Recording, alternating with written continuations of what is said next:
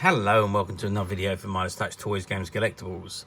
And today we are looking at the 1977 release by Corgi from their TV tie-in series of die-cast models. And some of these came with plastic figures, as this one does. And this particular one we are looking at today is from the highly popular 1970s TV series Starsky and Hutch, which starred Paul Michael Glaser as Starsky and David Soul as Hutch. And it was a TV cop series, and they drove around in a Ford Torino, which is what this particular die-cast model is of. Okay, so this is the box that it comes in. Now, obviously this is quite old now, 1977. We're talking 47 years old. And the box has been... So it's seen better days. There's a lot of wear on the box where it's been stuck in a storeroom and just left there for many years, and things have been piled on top of it. So there's been a little bit of wear, and unfortunately the window has gone. That's disappeared and gone. But obviously you can easily replace that with a bit of plastic, so that's not too much of a problem. But anyway, this is the box it comes in. So it says Starsky and Hutch, and it says MCM XXV. So it says 1977, Spielberg Goldberg Productions, all rights reserved. And there you can see you've got the Ford Torino, and you've got Starsky Hutch and the villain figure. And it says Corgi, Starsky and Hutch, Ford Torino, and on here it's got for ages 3 and up. The rest of it is in foreign language, so I can't read it, but I think it's ages 3 and up all over. If I turn the box to the side, it says Starsky and Hutch, Ford Torino, Corgi number 292. And I think it's the same on the other side. Yep, Starsky and Hutch, Ford Torino, Corgi number 292 with a Corgi logo. On the back, you've got an image of Starsky and Hutch as they appeared in the TV series. And it's got Corgi, Starsky and Hutch, Ford Torino, the Me Toy Company Limited, Northampton, UK. And if we turn the box over to the bottom, it's got on the bottom, made in Great Britain, the Me Toy Company Limited, 1977. Trademarks owned by Me Toy Co. Limited. The right is reserved to improve and amend specifications and colours. And it's got conforms. Oh, that's in the French. So that is the box itself.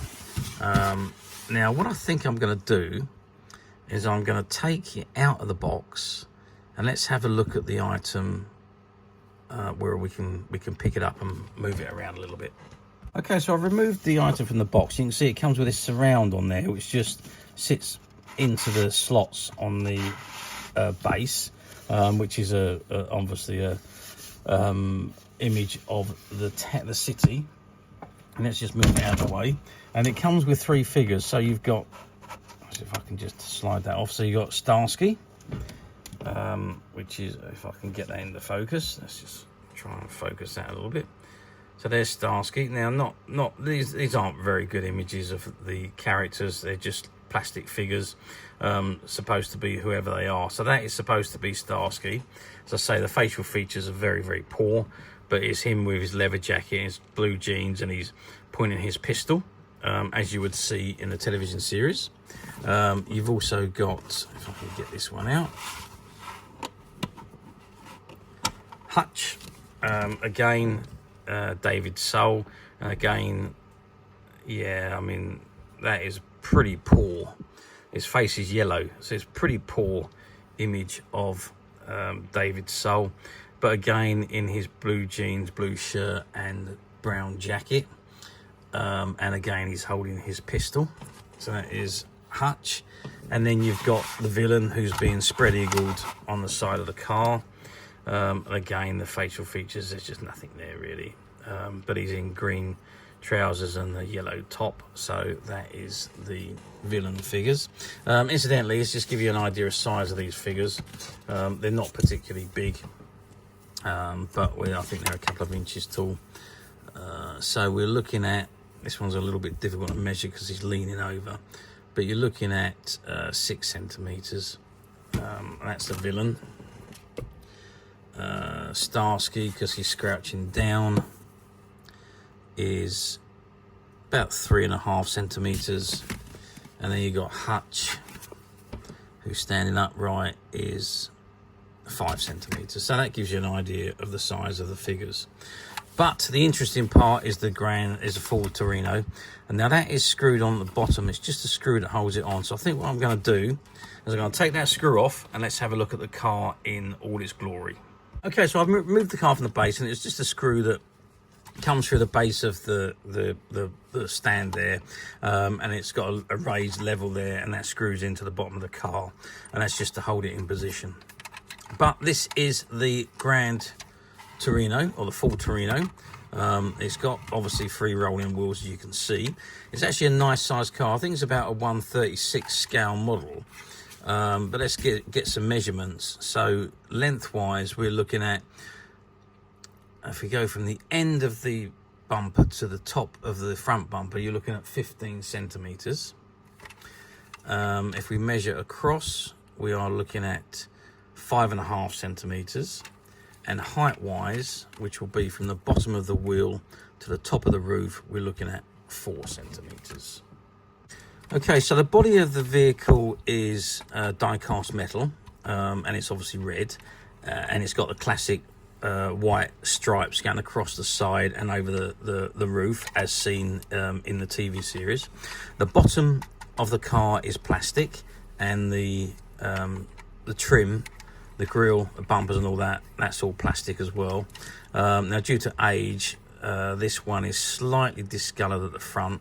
I'm sure it's not meant to be like that. I'm sure it's supposed to be chrome, like it is on the edges, but you can see where the chrome's lifted. You can see the plastic underneath. So, but again, that's due to age, obviously, because it's, as I say, it's 47 years old.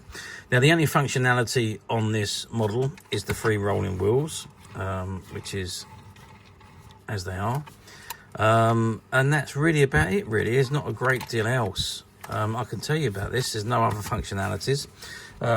It was literally just a toy car, but it was one of those toy cars that was too good to be given to the kids to play with, but it wasn't quite good enough to be a display model. But there we go. That was that was from the 1970s. That's how they did things back then. So how well did these models do? Well, yes, they done very well, as did all of the Corgi models of the time. Back in the day, especially in the 70s, there was no such things as video recorders, or streaming, or Sky, anything like that. The only way you could re-watch your TV programs was to wait for them to come back on the TV on reruns, or you would buy yourself the annuals, or you buy yourself colouring books, or you buy yourself the toys, so that you could relive the your TV programs in your own way. But that literally was the only way. You couldn't just go online and watch them again, because there was no such thing as online back in those days. So the toy manufacturers and the manufacturers of all the other items, like the annuals and the books and the colouring books and all things like that, were very, very sought after and very, very popular. And pretty much every kid that was in at Starsky and Hutch had one. These particular size models, I don't think they were as popular as the smaller ones. There was the 143 and the 156 scale ones, which were obviously smaller than these, and I'm sure they were a lot more popular. Well, I know they were a lot more popular than these bigger models. I think the reason for that was because the adults were buying their kids the smaller ones, because I suppose they fit more comfortable in the kids' hands, which I can understand that. So these particular ones didn't do as good as the smaller ones, but anyway, they were still good sales for the time. As I say, we're going back 47 years ago, so yeah, good sales at the time. But they now become incredibly popular, very difficult to find, and very sought after, especially in this practically mint condition, with the exception of the wear and the tear to the box. But otherwise, the model itself and the figures are practically mint. As I say, apart from the chrome lifting off the bumper due to age, but other than that, the whole model is pretty much mint. So finding them in this condition is very, very difficult these days.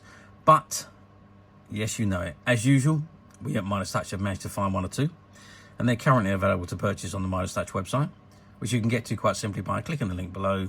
It'll take you straight to the website, and you'll be able to find this and many other vintage Starsky Hutch items, and many other vintage toys, games, and collectibles come to that. There's over 10,000 products currently available on the website for you to view and purchase at your leisure. And don't forget to hit the subscribe button, because we are uploading videos for every new item that goes into the website. There will be something for everybody, and I am absolutely positive you're not going to want to miss this, because we literally have thousands and thousands of new products which we're shooting videos for and uploading on a daily basis. So if there is something in particular you are looking for, something old that you've never been able to find, something quirky you might want to buy for a friend, or maybe just something from your childhood that you'd like to own again to help you recuperate those long lost childhood memories, well, stay tuned, keep watching, because you never know the next item we upload could be that item you've been looking for. And believe me when I say we have got some absolutely amazing, ultra rare and vintage items that we're trying to get round to video and upload as quickly as we humanly possible. So keep watching, stay tuned, because you never know the next item we upload could be that item you've always wanted. Okay, that is it for me on this particular item. I hope you've enjoyed this very short video. Thanks for watching, and we will see you again soon.